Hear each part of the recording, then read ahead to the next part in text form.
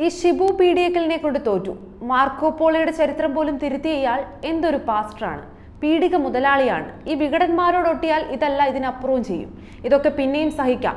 വികടന്മാരുടെ ഇലയിലേക്ക് അടപ്രഥമൻ രൂപത്തിൽ ഒഴിച്ചു കൊടുത്ത കളവുകൾ വടിച്ചു നക്കി കുടിച്ച വികട തിമോത്തിയോസ് തിരുമേനി ഇപ്പോൾ ഏമ്പക്കം വിട്ടുകൊണ്ടിരിക്കുകയാണ്. ആ ഏമ്പക്കം ഇങ്ങ് തലസ്ഥാന നഗരി വരെ കേൾക്കാം. വലിയ വലിയ വിശ്വപ്രഖ്യാപിതരായ വ്യക്തികളുടെ പേരുകളൊക്കെ പറഞ്ഞാൽ കേൾക്കുന്ന ജനങ്ങൾ വിശ്വസിക്കുമെന്നൊക്കെയാണ് ചിലരുടെ മിഥ്യാധാരണ. അങ്ങനെയൊക്കെയാണെന്ന് തോന്നുന്നു ഷിബുവും പീഡികയിലിരുന്ന് ഹിസ്റ്റോറി എന്നതിലൂടെ ചരിത്രം നിർമ്മിക്കാൻ ശ്രമിക്കുന്നത്. മാർക്കോ പോളോസ് ട്രാവൽസ് എന്ന പുസ്തകത്തെക്കുറിച്ച് ഗഹനമായി എന്തോ പറയുന്ന രീതിയിലാണ് ഷിബുവും പീഡികയിലിരുന്ന് യൂട്യൂബിൽ കഥ അവതരിപ്പിക്കുന്നത്.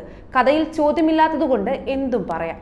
അതിനിടയിൽ കളവ് പറഞ്ഞാൽ ആരും ശ്രദ്ധിക്കില്ലെന്നാണ് ഷിബു കരുതുന്നത്. ഇതിനെക്കുറിച്ചൊക്കെ ആര് ചെയ്യാനാണെന്നും കരുതുന്നുണ്ടാവും. എന്നാൽ ഷിബു തട്ടിവിട്ടത് പച്ച കള്ളമാണ്.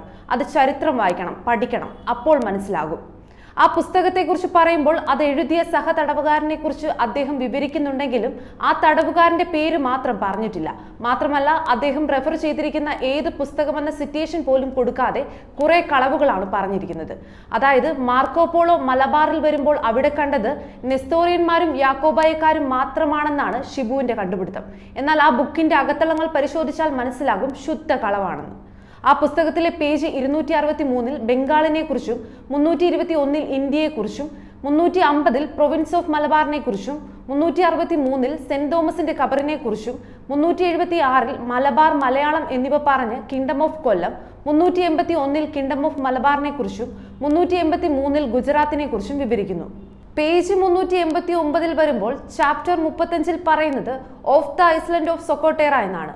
അത് ആഫ്രിക്കൻ ഭൂഖണ്ഡത്തിലുള്ള സൊക്കാത്രയെ കുറിച്ച് പറയുന്ന ഭാഗങ്ങളാണ്. സൊക്കോത്രോയിലെ ക്രൈസ്തവരെ കുറിച്ച് മാർക്കോ പോളോ ഇപ്രകാരമാണ് പറയുന്നത്: their religion is Christianity and they are duly baptized and they are under the government as well temporal as spiritual, who is not subjection of the Pope of Rome but to the patriarch who resides in the city of Baghdad, but who is his appointed if he elected by the people themselves, by whom their choice is confirmed. ഇത് കേരളത്തെക്കുറിച്ചോ മലബാറിനെ കുറിച്ചോ മലങ്കരയെക്കുറിച്ചോ മലയാളത്തെക്കുറിച്ചോ പറയുന്ന ഭാഗമല്ല. African ഭൂഖണ്ഡത്തിലെ പേർഷ്യയിലുള്ള സൊക്കാർത്തെ കുറിച്ച് പറയുന്നതാണെന്ന് മനസ്സിലാക്കുക. ഇതാണ് മലബാറിന്റെ ചരിത്രമായി Shibu പീഡികയിലിരുന്ന YouTube യൂണിവേഴ്സിറ്റിയിലൂടെ Vikata യാക്കോബർക്ക് പായസം പോലെ വിളമ്പിയത്.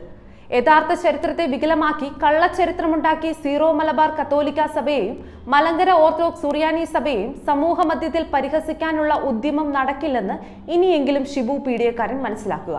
യാക്കോബായിലെ ഏതാനും വിവരദോഷികളെ വഞ്ചിക്കാമായിരിക്കും, എന്നാൽ അക്ഷരാഭ്യാസമുള്ളവരെ വഞ്ചിക്കാൻ സാധിക്കില്ലെന്ന് ഇനിയെങ്കിലും മനസ്സിലാക്കിയാൽ നന്ന്. ഷിബുവിന്റെ ഇത്തരം കോലാഹലങ്ങൾ കൊണ്ടോ യൂട്യൂബ് യൂണിവേഴ്സിറ്റി കൊണ്ടോ ചരിത്രം മാറില്ല. മലങ്കര ഓർത്തഡോക്സ് സുറിയാനി സഭയ്ക്ക് അനുകൂലമായി ലഭിച്ച സുപ്രീം കോടതിയുടെ വിധിയും മാറില്ല. സത്യവേദ പുസ്തകം തന്നെ അതിനുള്ള ഉത്തരവും ഓർത്തഡോക്സുകാർക്ക് നൽകിയിട്ടുണ്ട്. അതുകൊണ്ട് പീഡികയിലിരുന്ന് തട്ടിവിടുന്ന തള്ളുകൾ കേട്ട് വികടന്മാർ പുളകം കൊള്ളണ്ട. എല്ലാം തള്ളുകൾ മാത്രമാണ്.